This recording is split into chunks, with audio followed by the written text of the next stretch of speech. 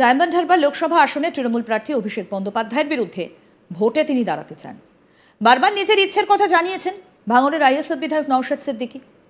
অভিষেককে diamond Harbour থেকে হারিয়ে কালীঘাটে ফেরত পাঠানোর কথাও বলেছেন বারবার। কিন্তু নওশাদ কি আদৌ ডায়মন্ড হারবারে প্রার্থী হবেন? এখনো রাজ্যের 42টি আসনের মধ্যে 8টি আসনে প্রার্থী দিয়েছে আইএসএফ। বাম ও কংগ্রেসের সঙ্গে আসন সমঝোতার স্বার্থে কিছুটা হলেও ধীরে চলো নীতি নেবার পক্ষপাতী ভাইজানের দল। কিন্তু সেই নওশাদ প্রসঙ্গে প্রশ্ন করতেই শনিবার 23শে মার্চ সাংবাদিক বৈঠকে যেন কিছুটা হলেও নরম মনোভাব দেখালেন তৃণমূল নেতা কুণাল ঘোষ। আইএসএফ এখনও প্রার্থী দেয়নি সব আসনে। এই প্রশ্ন করলে কুণাল ঘোষ জানান, ভাঙড়ের আইএসএফ বিধায়ক নওশাদ সিদ্দিকী একটি ভিন্ন দল করেন। রাজনৈতিক বক্তৃতা দেওয়ার সময় অনেকেই অনেক কথা বলেন, কিন্তু প্রার্থী নির্বাচনের বিষয়টা সম্পূর্ণ টেকনিক্যাল বিষয়, অনেক কিছু মাথায় রাখতে হয়। এরপরই তাকে জিজ্ঞাসা করা হয় তিনি কি কিছুটা হলেও নরম মনোভাব দেখাচ্ছেন নওশাদ সিদ্দিকী প্রসঙ্গে। কুণাল ঘোষ সাফ জানান তিনি কোনো নরম মনোভাব দেখাচ্ছেন না। একই সঙ্গে তিনি স্পষ্ট জানান 2021-এর বিধানসভা ভোটে আইএসএফ, কংগ্রেস ও বামেরা একসঙ্গে ভোটে লড়েছিল। বাম ও কংগ্রেস একটি আসনও পায়নি, আইএসএফ একটি আসন পেয়েছেন। আশা করি প্রার্থী তালিকা স্থির করার সময় নওশাদ সিদ্দিকীরা সব দিক দেখেই সিদ্ধান্ত নেবেন। শোনাই এবার আপনাদের কি বলছেন তৃণমূল নেতা কুণাল ঘোষ। নওশাদ সিদ্দিকী একটা আলাদা দলের বিধায়ক। নওশাদ সিদ্দিকী তিনি একটা আলাদা দল চালান তারা। ফলে রাজনীতির বক্তৃতার সময় নানা রকম কথা বলতে পারেন, কিন্তু ক্যান্ডিডেট দেওয়াটা একটা হাইলি টেকনিক্যাল ব্যাপার। কোথায় দেবেন, কিসের ভিত্তিতে দেবেন, তাদের সম্ভাবনা কতটুকু, এটা সম্পূর্ণ তাদের সিদ্ধান্ত। ফলে তারা কোথায় ক্যান্ডিডেট দিচ্ছেন আর কোথায় দিচ্ছেন না, এই নিয়ে নওশাদ সিদ্দিকীর উপর আমি কোনো মন্তব্য করব না। আরে নরম বা গরমের কি আছে? নওশাদ সিদ্দিকী নিয়ে একটা দল চালান আইএসএফ। সেই আইএসএফ একবার তাদেরকে নিয়ে সিপিএম, কংগ্রেস সব লড়েছিল। ফলে সব সিপিএম শূন্য পেয়েছে, কংগ্রেস শূন্য পেয়েছে, নওশাদ সিদ্দিকী জিতেছিলেন। দেখুন, ওনারও বাস্তব নিশ্চয়ই উনি দেখেছেন চারপাশ, এই কংগ্রেস সিপিএম এর কথাবার্তা শুনলে টুনলে কি হয় ইত্যাদি ইত্যাদি। এবার ওনাদের দল, ওনারা কোথায় প্রার্থী দেবেন কোথায় দেবেন না, এটা সম্পূর্ণ তাদের স্বাধীন সিদ্ধান্ত। ফলে এই ব্যাপারে কেন মন্তব্য করতে যাব? প্রসঙ্গত বলি, ডায়মন্ড হারবার থেকে নওশাদের ভোটে দাঁড়ানো নিয়ে জল্পনা তৈরি হয়েছে। সম্প্রতি প্রার্থী তালিকা ঘোষণা করার সময় প্রসঙ্গটা উঠলে নওশাদ জানিয়েছিলেন তিনি মন থেকে ডায়মন্ড হারবার আসনে লড়তে প্রস্তুত, তবে চূড়ান্ত সিদ্ধান্ত দলই নেবে।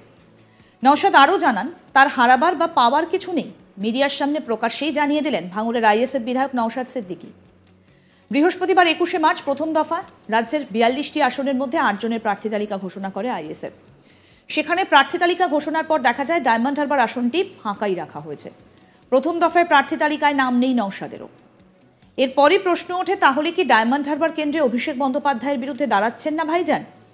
নওশাদকে প্রশ্ন করা হয় তিনি নাকি ডায়মন্ড হারবার কেন্দ্রে অভিষেকের বিরুদ্ধে ভোটে দাঁড়াতে ভয় পাচ্ছেন। এই দাবি করেছেন তৃণমূল নেতা কুণাল ঘোষ। জবাবে নওশাদ বলেন, আমার হারাবার বা পাওয়ার কিছু নেই, 7 দফায় ভোট, তাই তাড়াহুড়ো নয়।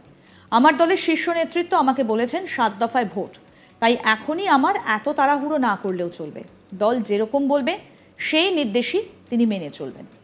আইএসএফ বিধায়ক নওশাদ সিদ্দিকীর কি বক্তব্য শুনবো।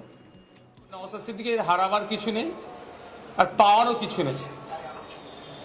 আমি অপেক্ষায় আছি, এই যে দুজনের সামনে পিছনে বসে আছে, রাইট সাইডে যে আছে সব থেকে বেশি, এই আজকে বলে দিচ্ছি পাবলিক ডোমেইনে, সব থেকে বেশি আমাকে কন্টেস্ট না করতে দেওয়ার জন্য যিনি জোরাজুরি করছেন তার মধ্যে একজন। কারণটা কি হয়তো পরে বলতে পারবে, এখন হয়তো যদি পাবলিক ডোমেইনে বলে তারপরেও বলছি দলের গণতন্ত্র আছে। দল একটা জায়গায় এসে দাঁড়িয়েছে, একাধিক মত উঠে এসেছিল, সেখান থেকে এটা আমাকে দল বলেছেন 7th ফেজে ইলেকশন আছে, অত তাড়াহুড়ো আপনার করার প্রয়োজন নেই।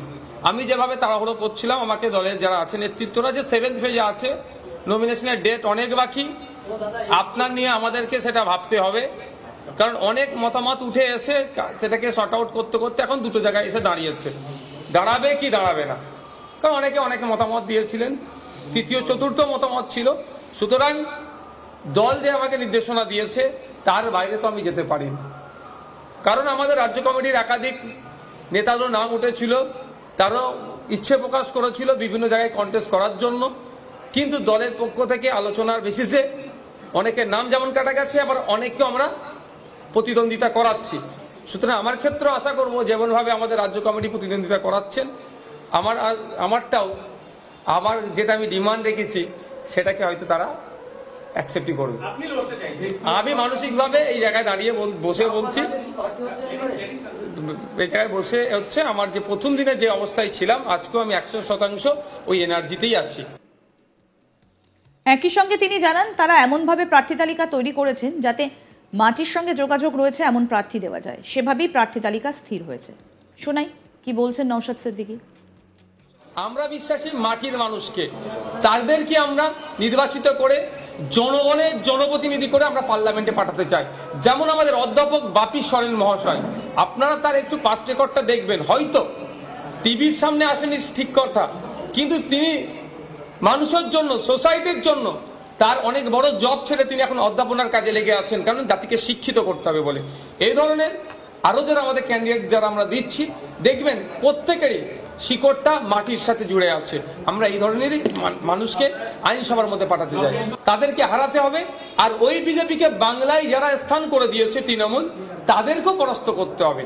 সেই দুটো শক্তিকে পরাস্ত করার জন্য এখনো পর্যন্ত বাম এবং কংগ্রেসের প্রতি আমাদের পক্ষ থেকে পজিটিভ বার্তা।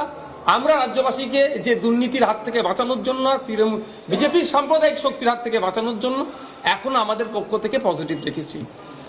এটা যদি তারা মনে করে যে এটা আমাদের দুর্বলতা, তাহলে কিছু করার নেই। আমাদের আইএসএফ নিজস্বতা আছে, তার আইডিওলজি নিয়ে চলছে। ডায়মন্ড হারবার লোকসভা আসনে তৃণমূলের প্রার্থী অভিষেক বন্দ্যোপাধ্যায়ের বিরুদ্ধে ভোটে দাঁড়াতে চান নওশাদ সিদ্দিকী। বারবার তিনি একথা বলেছেন। এমনকি তিনি এটাও বলেছেন যে অভিষেক বন্দ্যোপাধ্যায়কে তিনি হারাতে চান, কালীঘাটে ফেরত পাঠাতে চান। কিন্তু এখনো পর্যন্ত দলের তরফ থেকে তার নামই ঘোষণা করা হলো না। যদিও নওশাদ সিদ্দিকী বলছেন তার হারাবার কিছু নেই, এবং তিনি এটাও বলছেন ভোট আসতে এখনো অনেক দেরি, নমিনেশনের অনেক সময় রয়েছে তার হাতে। কিন্তু এই বিষয় নিয়ে কুণাল ঘোষ, তৃণমূল কংগ্রেস নেতা, তার সুর কিছুটা নরম। তিনি আবার টেকনিক্যালিটির কথা বলছেন। শোনাই কি বলছেন তিনি। নওশাদ সিদ্দিকী একটা আলাদা দলের বিধায়ক। নওশাদ সিদ্দিকী তিনি একটা আলাদা দল চালান তারা। ফলে রাজনীতির বক্তৃতার সময় নানা রকম কথা বলতে পারেন, কিন্তু ক্যান্ডিডেট দেওয়াটা একটা হাইলি টেকনিক্যাল ব্যাপার। কোথায় দেবেন, কিসের ভিত্তিতে দেবেন, তাদের সম্ভাবনা কতটুকু, এটা সম্পূর্ণ তাদের সিদ্ধান্ত। ফলে তারা কোথায় ক্যান্ডিডেট দিচ্ছেন আর কোথায় দিচ্ছেন না, এই নিয়ে নওশাদ সিদ্দিকীর উপর আমি কোনো মন্তব্য করব না। আরো আপডেট পেতে দেখতে থাকুন আজ তাক বাংলার ইউটিউব চ্যানেল।